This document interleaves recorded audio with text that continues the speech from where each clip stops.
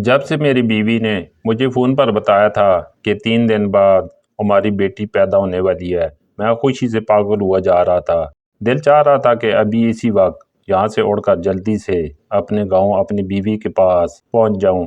میں اور میری بیوی مہوش نے ہماری پیدا ہونے والی بیٹی کا نام بھی سوچ لیا تھا۔ مہوش کو فاطمہ نام بہت پسند تھا، اس لیے ہم نے اپنی بیٹی کا نام فاطمہ سوچ رکھا تھا۔ بڑی مشکل سے اللہ تعالیٰ نے ہماری دعا قبول کی تھی اور شادی کے پورے 4 سال بعد ہماری پہلی اولاد پیدا ہونے جا رہی تھی۔ اب مجھے صبح کا انتظار تھا کہ جلدی سے صبح ہو جائے اور میں اپنے مالک سے چھٹی لے کر گاؤں پہنچ جاؤں۔ وہ ساری رات میری ایسی ہی گزر گئی تھی۔ صبح میں اپنے مالک کے سامنے کھڑا ان سے چھٹی کی درخواست کر رہا تھا۔ میں بولا، صاحب جی، بس 1 ہفتے کی تو بات ہے، میری بیوی کی ڈیلیوری اسی ہفتے متوقع ہے۔ میں چاہتا ہوں کہ اس مشکل وقت میں اپنی بیوی کا ساتھ دوں۔ مالک گہری سوچ میں ڈوبا ہوا تھا۔ کہنے لگا، مجید، تمہارے جانے سے میرا بہت نقصان ہو جائے گا، بتاؤ تمہیں کیسے جانے دوں؟ میں بہت حیران ہوا اور بولا، مالک کیسا نقصان؟ میں تو ایک معمولی سا ڈرائیور ہوں۔ مالک کہنے لگے، میرے پاس ایک بہت بڑا راز ہے، اگر وہ تمہیں معلوم ہو جائے تو تمہیں یقین ہو جائے گا کہ تم کتنے خاص ہو۔ مالک کہنے لگا، تم اچھا ٹھیک ہے، تم اپنی بیٹی کی ڈیلیوری سے فارغ ہو جاؤ۔ جب تم واپس آؤ گے تو میں تمہیں کچھ بہت ضروری باتیں بتاؤں گا۔ آج سے پہلے مالک نے کبھی میرے ساتھ اس طرح سے گفتگو نہیں کی تھی۔ میرا تجسس بڑھ گیا تھا۔ میں بولا، مالک، اس طرح تو مجھے چین نہیں آئے گا، آپ مجھے جانے سے پہلے ساری بات بتا دیں۔ مالک بولا، مجید، مجھے کچھ باتوں کی تصدیق کرنی ہے، پھر سب کچھ تمہارے سامنے لے آؤں گا۔ تم مجھ سے وعدہ کرو کہ بہت جلد لوٹ کر آؤ گے۔ میں نے مالک سے وعدہ کر لیا۔ پھر مالک نے میرے ہاتھ پر میری تنخواہ بھی رکھ دی اور الٹرا ساؤنڈ کے ذریعے ہمیں معلوم ہو گیا تھا کہ میرے ہاں بیٹی پیدا ہوگی۔ اس لیے میں نے مارکیٹ میں جا کر اپنی بیٹی کے لیے گلابی رنگ کی ننھی سی فراق خرید لی تھی۔ میں شام کی بس میں بیٹھا اور صبح تک اپنے گاؤں پہنچ چکا تھا۔ میری بیوی مجھے دیکھ کر بے انتہا خوش ہوئی تھی۔ کہنے لگی، میں آپ کا بڑی بے صبری سے انتظار کر رہی تھی۔ میں مسکرا دیا اور بولا، اب میں آ گیا ہوں نا، سب کچھ ٹھیک ہو جائے گا۔ میرے والدین بھی بچی کی آمد کے متعلق سوچ کر بہت خوش تھے۔ میں نے بچی کی شاپنگ اپنی بیوی کو دکھائی تو اس کی آنکھوں میں بھی خوشی کے آنسو آ گئے تھے۔ وہ کہنے لگی، مجید، ہماری بیٹی بہت خوش قسمت ہوگی جو اسے آپ جیسا باپ ملے گا۔ خیر، میری چھٹی کا تیسرا دن تھا، تب میری بیوی کی حالت خراب ہو گئی۔ اسے اسپتال لے کر گئے جہاں میری بچی کی ولادت ہو گئی تھی، اور یہ دن میری زندگی کا سب سے خوبصورت دن تھا۔ سب بہت خوش تھے۔ 2 دن تک میں اپنی بیٹی میں ایسا کھویا رہا کہ مجھے آس پاس کا کچھ ہوش ہی نہیں تھا۔ پھر میرے ذہن میں مالک کی باتیں گھومنے لگی تھیں۔ میں نے سوچا کہ میں جس مقصد کے لیے آیا تھا وہ تو پورا ہو ہی گیا ہے، کیوں نہ میں واپس جاؤں؟ ہو سکتا ہے کہ مالک نے میرے ساتھ کوئی بہت ہی اہم بات کرنی ہو۔ میری بیوی میری اس قدر جلد واپسی پر خفا ہو گئی تھی، مگر پھر میں نے اس کو سمجھایا کہ میں ایک ضروری کام سے جا رہا ہوں، بہت جلد واپس آ جاؤں گا۔ تب وہ مان گئی تھی۔ میں مالک کے گھر پہنچا تو مجھے عجیب سا ماحول محسوس ہوا تھا۔ میرا دل بہت گھبرا گیا تھا۔ میں نے سوچا کہ شاید میں اپنی بیٹی کو چھوڑ کر آیا ہوں، اس لیے میرا دل ناراض ہے۔ میں گھر کے اندر داخل ہوا تو چوکیدار کہنے لگا، مجید، اس گھر کے مالک کا انتقال ہو گیا ہے۔ میں نے حیرت سے چوکیدار کی جانب دیکھا تھا کیونکہ مجھے اس کے الفاظ پر یقین نہیں آیا تھا۔ میں بولا، تم کیسی بہکی ہوئی باتیں کر رہے ہو؟ چوکیدار کہنے لگا، میں سچ کہہ رہا ہوں، مالک کتنے اچھے انسان تھے نا، اپنے ملازموں کا کتنا خیال رکھا کرتے تھے۔ سچ کہوں تو ان کا چہرہ میری آنکھوں کے سامنے سے ہٹتا ہی نہیں ہے۔ میں بولا، کب انتقال ہوا مالک کا؟ چوکیدار کہنے لگا، تمہارے جانے کے 2 دن بعد انتقال ہو گیا تھا۔ وہ اس دن بہت پریشان تھے، سارا دن یہاں وہاں ٹہلتے رہے، پھر میرے پاس آئے اور کہنے لگے، مجید کی کوئی خیر خبر ہے؟ میں نے نفی میں سر ہلا دیا تو وہ کہنے لگے، اچھا، میں اسے فون کر کے پوچھتا ہوں کہ وہ کہاں رہ گیا ہے، ابھی تک لوٹ کر کیوں نہیں آیا؟ پھر مالک نے اپنی جیب سے موبائل نکالا اور تمہیں فون کرتے رہے تھے، مگر تم نے فون ہی نہیں اٹھایا تھا۔ میں چوکیدار کی باتیں سن کر حیران رہ گیا۔ آخر اچانک ہی مالک کی زندگی میں میری اس قدر اہمیت کیسے ہو گئی تھی کہ وہ میرے یہاں سے جانے پر بے چین ہو گئے تھے؟ میں نے اپنے ذہن پر زور ڈالا تو مجھے یاد آیا کہ سچ میں میرے نمبر پر 2 بار مالک کی کال آئی ہوئی تھی، مگر میں بیٹی کی خوشی میں سب کچھ بھول گیا تھا۔ میں چوکیدار سے بولا، بابا فضل، تمہیں علم ہے کیا مالک مجھ سے کیا کہنا چاہتے تھے؟ فضل ہنس دیا اور بولا، تمہیں تو پتہ ہے ہم ملازم لوگ کہاں بڑے لوگوں کی باتوں میں دخل اندازی کرتے ہیں۔ مالک کے انتقال کے بعد مجھے خیال آیا کہ کاش میں ان سے دریافت کر لیتا کہ آخر وہ مجھ سے کیا کہنا چاہتے تھے۔ ہم دونوں ابھی گیٹ پر کھڑے باتیں ہی کر رہے تھے کہ ایک ملازمہ وہاں آ گئی تھی۔ وہ کہنے لگی، مجید تمہیں مالکن اندر بلا رہی ہیں۔ میں نے سارا لا دیا اور ملازمہ کے پیچھے چل دیا۔ مالکن نے خود کو مکمل چھپا کر رکھا ہوا تھا، وہ عدت میں تھی۔ مجھے دیکھ کر کہنے لگی، مجید تم اپنے مالک کے جنازے پر بھی نہیں آئے؟ میں بولا، مالکن مجھے ان کی موت کے متعلق کسی نے بتایا ہی نہیں تھا۔ اب مجھے گیٹ پر چوکیدار نے بتایا تو میں بہت غم زدہ ہو گیا ہوں۔ افسوس کہ اس وقت میں یہاں پر موجود نہیں تھا۔ تمہارے ہاں بچی کی ولادت ہوگی یا کیا؟ میں بولا، جی مالکن، اصل میں میرا کام مالک کو گھر سے آفس اور آفس سے گھر چھوڑنا ہوتا تھا۔ اب جب وہ نہیں رہتے تو اس کا مطلب تھا کہ میری جاب بھی ختم ہو چکی ہے۔ میں بولا، مالکن اب میرا یہاں کوئی کام نہیں رہا، میں اپنے گاؤں واپس چلا جاؤں گا۔ مالکن جلدی سے بولی، تم یہ کیا کہہ رہے ہو؟ کیا تم مالک کے انتقال کے بعد اس گھر کو چھوڑ کر چلے جاؤ گے؟ باقی کسی ملازم نے بھی نوکری چھوڑنے کی بات نہیں کی، تو پھر تم ایسے کیوں کہہ رہے ہو؟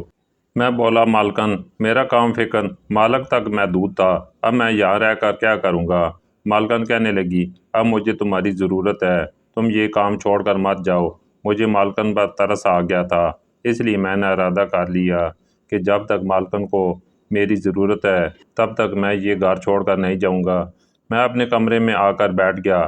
مجھے مالک کی موت کا بہت غم تھا کیونکہ وہ بہت اچھے انسان تھے۔ میں ان کے ساتھ پچھلے 7 برس سے کام کر رہا تھا۔ انہوں نے کبھی تنخواہ کے معاملے میں غفلت نہیں برتی تھی، ہمیشہ ہمارا خیال رکھا تھا۔ اب مجھے مالک کی وہ باتیں یاد آ رہی تھیں جو انہوں نے اپنے انتقال سے چند دن پہلے کی تھیں۔ نہ جانے وہ مجھ سے کس راز کے متعلق بات کر رہے تھے۔ میں ان تمام معاملات میں الجھتا ہی جا رہا تھا۔ میں اب اس متعلق کسی سے پوچھ بھی نہیں سکتا تھا۔ رات ہوئی تو ملازمہ میرا کھانا لے کر آ گئی۔ وہ مجھے دیکھ کر بولی، مجید مالک تمہیں بہت یاد کر رہے تھے۔ میں اس کی بات سن کر چونک گیا تھا۔ میں بولا، تمہیں کیسے علم ہوا؟ وہ بولی، مرنے سے 1 دن قبل وہ مجھ سے کہہ رہے تھے کہ مجید کب تک واپس آئے گا۔ میں بولی کہ مجھے تو اس کے متعلق علم نہیں۔ پھر وہ کہنے لگے، تمہارے خیال میں مجید کیسا آدمی ہے؟ میں بولی کہ وہ ایک اچھا انسان ہے، میں نے آج تک اس میں کسی قسم کی کوئی برائی نہیں دیکھی، وہ اپنے کام سے کام رکھتا ہے۔ میری بات سن کر ملازمہ کے چہرے پر مسکراہٹ پھیل گئی تھی۔ میں نے پوچھا، تم کچھ جانتی ہو کہ وہ میرے متعلق کیوں پوچھ گچھ کر رہے تھے؟ اس نے نفی میں سر ہلا دیا اور کھانا رکھ کر چلی گئی تھی۔ میں کھانا کھا کر بستر پر لیٹ گیا تھا اور بہت جلد گہری نیند میں ڈوب گیا۔ نہ جانے رات کا کون سا پہر تھا جب مالک میرے خواب میں آئے تھے۔ وہ کہنے لگے، مجید جلدی سے اٹھو، میرے کمرے میں جاؤ، وہاں ایک چیز تمہاری منتظر ہے۔ میں اڑبڑا کر اٹھ بیٹھا تھا، میرا پورا وجود پسینے میں شرابور تھا۔ مالک کا یوں میرے خواب میں آنا حیران کن تھا۔ میں نے جلدی سے 2 گلاس پانی پیے اور سوچنے لگا، مالک نے مجھے اپنے کمرے میں جانے کا اشارہ کیوں دیا تھا؟ شاید ان کے کمرے میں کچھ ایسا موجود تھا جس سے میری ساری پریشانی دور ہو جاتی، مگر میں مجبور تھا، مالک کے کمرے میں نہیں جا سکتا تھا کیونکہ وہاں پر مالکن موجود تھی اور وہ تھی بھی عدت میں۔ میں بڑی دیر اس خواب کے بارے میں سوچتا رہا۔ صبح اٹھتے ہی میں نے جلدی سے اپنی بیوی کا نمبر ملایا اور اس سے باتیں کرنے لگا تھا۔ وہ تو میری بات سن کر ہی پھوٹ پھوٹ کر رونے لگی تھی۔ وہ بولی، آپ مجھے چھوڑ کر کیوں چلے گئے ہیں؟ ہماری بیٹی رات بھر روتی ہے، مجھ سے نہیں سنبھلتی، آپ آ کر اپنی بیٹی کو سنبھالیں۔ میں بولا، کیا ہو گیا مہوش تمہیں؟ تم تو بہت ہمت حوصلے والی ہو، مجھے امید ہے کہ یہ کٹن وقت بھی گزر جائے گا۔ پھر میں نے اسے اپنے مالک کی وفات کے متعلق بتایا تو وہ بہت اداس ہو گئی تھی۔ کہنے لگی، مجید ان کا اچانک سے کیسے انتقال ہو گیا؟ میں بولا، مجھے اس متعلق تو کچھ خبر نہیں ہے، مگر جب میں چھٹی لے کر گھر واپس آنے لگا تھا تب مالک نے مجھ سے کہا تھا کہ وہ میرے ساتھ کوئی ضروری بات کرنا چاہتے ہیں۔ مجھے اس بات کا بہت افسوس ہے کہ انہیں زندگی نے اتنی مہلت ہی نہ دی کہ وہ دل کی بات میرے ساتھ کر سکتے۔ پھر میں نے اسے اپنے خواب کے متعلق بتایا تو وہ چونک گئی تھی۔ کہنے لگی، مجید مردے یوں ہی کسی کے خواب میں نہیں آ جایا کرتے، یقیناً وہ آپ سے کچھ کہنا چاہتے ہوں گے۔ جب آپ نیند سے بیدار ہوئے تو آپ کو چاہیے تھا کہ فوری طور پر اپنے مالک کے کمرے میں جاتے۔ میں بولا، مہوش تم کیسی باتیں کر رہی ہو؟ وہ آدھی رات کا وقت تھا اور تب مالکن بھی اپنے کمرے میں موجود تھی۔ وہ عدت میں ہیں۔ ویسے ہی کسی جوان مرد کا یوں کسی عورت کے کمرے میں جانا معیوب سمجھا جاتا ہے۔ مہوش بولی، آپ اپنے خواب کے متعلق اپنی مالکن کو بتا دیں، شاید وہی آپ کی کوئی مدد کر سکیں۔ میں بولا، ہاں اب ایسا ہی کچھ کرنا ہوگا۔ اتنی دیر میں ملازمہ میرے پاس آئی اور بولی، بیگم صاحبہ کا حکم ہے کہ گاڑی نکالو۔ میں نے سر ہاں میں ہلا دیا اور فون بند کر کے اپنے کمرے سے باہر آ گیا تھا۔ میں نے گاڑی اسٹارٹ کی تو مالکن آ کر بیٹھ گئی تھی۔ وہ کہنے لگی، مجھے آفس لے چلو۔ میں گاڑی آفس کے راستے پر ڈال دی تو مالکن کہنے لگی، مجید تم کتنا پڑھے لکھے ہو؟ یہ ایک ایسا سوال تھا جو آج تک مالک نے بھی مجھ سے نہیں پوچھا تھا۔ میں بولا، مالکن میں میٹرک پاس ہوں۔ تب مالکن بولی، مجید تمہارے مالک مرنے سے پہلے عجیب سی باتیں کر رہے تھے۔ وہ کہہ رہے تھے کہ مجھے اگر کچھ ہو گیا تو تم مجید پر بھروسہ کر لینا، وہ ایک اچھا اور شریف لڑکا ہے، بے شک اس کی تعلیم کم ہی ہے، مگر آفس کے معاملات میں تم اس سے مدد لے لینا، وہ تمہیں پریشان نہیں ہونے دے گا۔ مجید سچ کہوں تو مجھے اس بزنس وغیرہ کی سمجھ بوجھ نہیں ہے۔ تم بتاؤ میں یہ سب کیسے سنبھالوں؟ میرے تو کوئی آگے پیچھے بھی نہیں ہے۔ اب تمہیں اپنے مالک کی وصیت پر عمل کرنا ہوگا اور میری مدد کرنی ہوگی۔ میں بولا، مالکن میں گاؤں کا رہنے والا ہوں، تعلیم بھی میری واجبی سی ہے اور بزنس وغیرہ کے معاملات کے حوالے سے بھی میں اتنا علم نہیں رکھتا، تو میں آپ کی مدد کیسے کر سکوں گا؟ دیکھ لو مجید، یہ تمہارے مالک کی وصیت ہے۔ تمہارا کام فقط اتنا ہوگا کہ تم اپنے مالک کی کرسی پر جا کر بیٹھ جایا کرو گے، ہر کام پر نظر رکھو گے، باقی بزنس کے معاملات منیجر ہی دیکھ لے گا۔ عدت کا وقت پورا ہو جائے تو میں دیکھوں گی کہ مجھے آگے کیا کرنا ہے، اور پھر تم سوچ بھی نہیں سکتے کہ مالک کی کرسی پر بیٹھنے سے تمہاری تنخواہ لاکھوں میں ہو جائے گی۔ میں تو مالکن کی بات سن کر ہی دنگ رہ گیا تھا۔ ایسا لگ رہا تھا جیسے میری لاٹری لگ گئی ہو۔ میری بیٹی فاطمہ بہت خوش قسمت ثابت ہوئی تھی۔ اب مالکن اس قدر اصرار کر رہی تھی تو میں انکار نہیں کر پایا تھا۔ وہ میرے ساتھ آفس گئی اور انہوں نے سب کو سمجھا دیا تھا کہ آج سے مجید اس آفس کا باس ہے، تم سب پر لازم ہے کہ اس کا ہر حکم مانو۔ مالکن کی بات سن کر سب ملازمین مجھے رشک بھری نگاہوں سے دیکھ رہے تھے، اور پھر کھڑے کھڑے ہی میری حیثیت بدل گئی تھی۔ میں ایک معمولی سا ڈرائیور سے ایک بہت بڑی کمپنی کا مالک بن گیا تھا۔ میں نے مانا کہ میں وہاں صرف نگران تھا، حقیقی مالک نہیں، مگر پھر بھی ملازم میرے سامنے جھکتے چلے جا رہے تھے۔ اب میں ہر روز آفس آنے لگا تھا، ہر فیصلہ میرے مشورے کے مطابق کیا جاتا، فائلز پر میرے سائن لازمی ہوتے تھے۔ کسی کو چھٹی چاہیے ہوتی تو مجھ سے آ کر وہ درخواست کرتے۔ یہ زندگی بہت حسین تھی۔ میں نے فون پر اپنی ترقی کے متعلق جب اپنی بیوی کو بتایا تو وہ خوشی سے پھولے نہیں سما رہی تھی۔ میری بیوی تو میری ترقی سے بہت خوش ہو گئی تھی، مگر میں خود کو پرسکون کرنے میں ناکام رہا تھا۔ میرا سب سے بڑا مسئلہ میرا خواب تھا۔ مجھے ہر رات خواب میں مالک نظر آتے، وہ مجھ سے کہتے کہ میرے کمرے میں جاؤ، مگر میں کیسے جا سکتا تھا؟ یہ اخلاقیات سے گری ہوئی بات تھی کہ میں اپنی بیوہ مالکن کے کمرے میں آدھی رات چھاپا مارنے کے لیے چلا جاتا۔ مجھے اس بات کا بھی ڈر تھا کہ کہیں مالکن مجھ سے خفا ہو کر مجھ سے میری حیثیت ہی نہ چھین لیں۔ اس طرح تو میری لاکھوں کی تنخواہ بھی خطرے میں پڑ سکتی تھی۔ اس لیے میں ہر رات اپنے اس خواب کو رد کر دیتا تھا۔ مجھے مالکن کے آفس جوائن کیے ہوئے پورا 1 مہینہ ہو گیا تھا۔ اب تو میری تنخواہ بھی میرے ہاتھ میں آ گئی تھی۔ میں خوشی سے پھولے نہیں سما رہا تھا۔ ایک دن میں آفس میں بیٹھا ہوا تھا کہ مالکن کا فون آ گیا۔ وہ کہنے لگی، مجید جلدی سے گھر آؤ، میں نے تمہیں ایک چیز دکھانی ہے۔ میں پریشان ہو گیا کہ آخر ایسی کیا بات ہے جو مالکن نے مجھے اتنی ایمرجنسی میں گھر بلایا ہے۔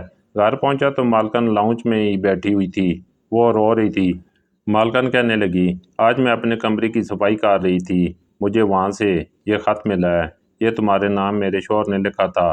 میں نے تھر تھراتے ہاتھوں سے وہ خط پکڑ لیا تھا۔ وہ کہنے لگی، مجید اس خط کو پڑھو اور مجھے بھی بتاؤ میرا شوہر تم سے کیا کہنا چاہتا تھا۔ جو اس نے خط کا سہارا لیا تھا۔ میں نے جلدی سے خط کے اوپر سے ٹیپ اتار دی تھی۔ میں نے وہ خط پڑھا تو دنگ رہ گیا تھا۔ اس میں مالک نے لکھا تھا، مجید میں جانتا ہوں کہ تم ایک شادی شدہ مرد ہو، مگر میں پھر بھی تم سے ایک درخواست کرنا چاہتا ہوں، کیونکہ تم ایک اچھے انسان ہو۔ میں نے تمہارے متعلق چھان بین کروائی ہے، تم میں کسی قسم کا کوئی نقص نہیں نکلا۔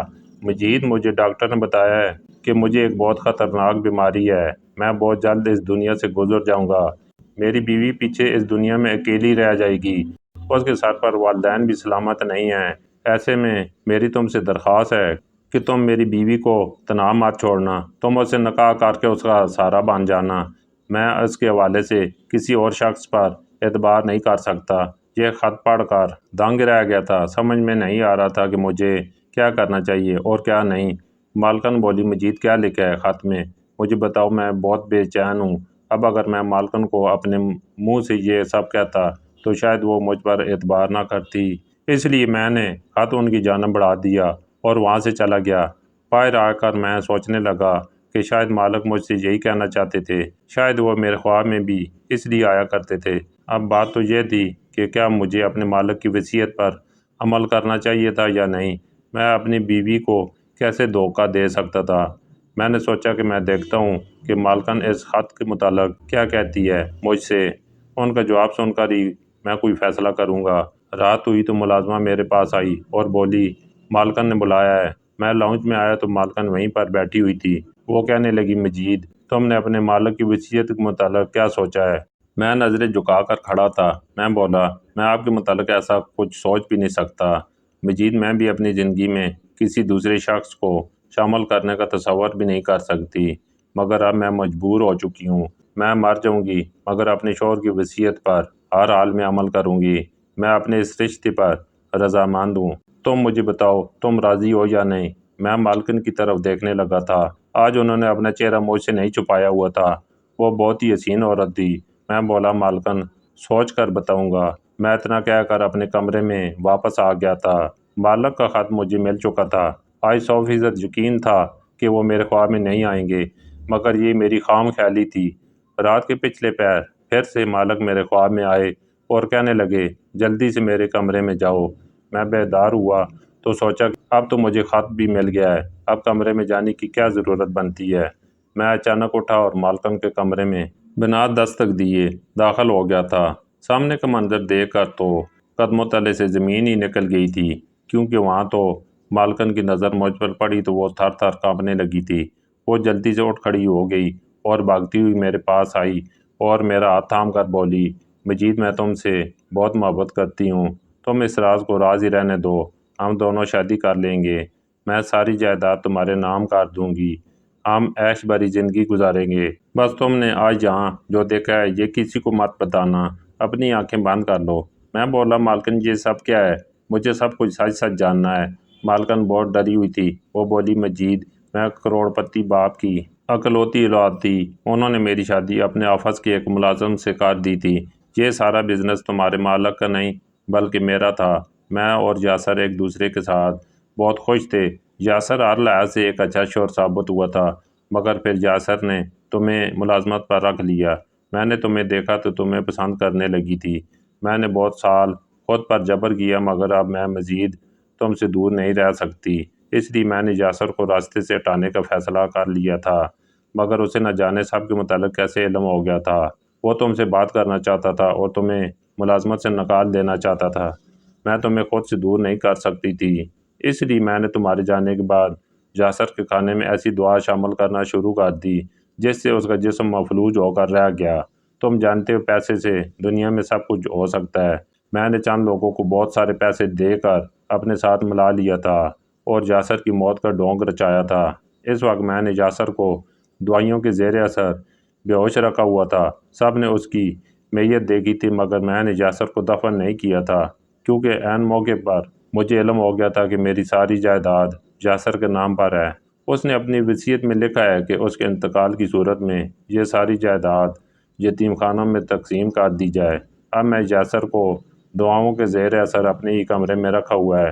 اس کو کہتی ہوں کہ تم طلاق کے کاغذات پر دستخط کر دو اور جائیداد واپس میرے نام منتقل کر دو، مگر یہ مانتی ہی نہیں ہے۔ تم بتاؤ، رات کے اس پہر میرے کمرے میں کیا لینے آئے تھے؟ میں بولا، مالکن، جب سے یہاں واپس آیا ہوں ہر رات مالک کو خواب میں دیکھتا ہوں۔ وہ مجھ سے کہتے تھے کہ میرے کمرے میں جاؤ، آج اس لیے آ گیا ہوں۔ مالکن بولی، تمہارا کیا فیصلہ ہے؟ میں بولا، مالک کو آپ مجھے سونپ دیں، پھر میں آپ سے شادی کر لوں گا۔ میں نے سوچا تھا کہ ایسا مرد جس کی مدد خود خدا کرنا چاہتا ہو، جس کے متعلق ہر رات مجھے خواب میں اشارہ دیا جاتا ہے، میں اس کو یوں ہی بے یار و مددگار نہیں چھوڑ سکتا تھا۔ مالکن نے مالک کو میرے حوالے کر دیا۔ میں نے مالک کو اپنے پاس رکھا اور مالکن والی مضر صحت ادویات چھڑوا دی تھی۔ چند ہی دنوں میں اچھے بھلے ہو گئے تھے۔ ساری کارروائی سے وہ پہلے ہی واقف تھے۔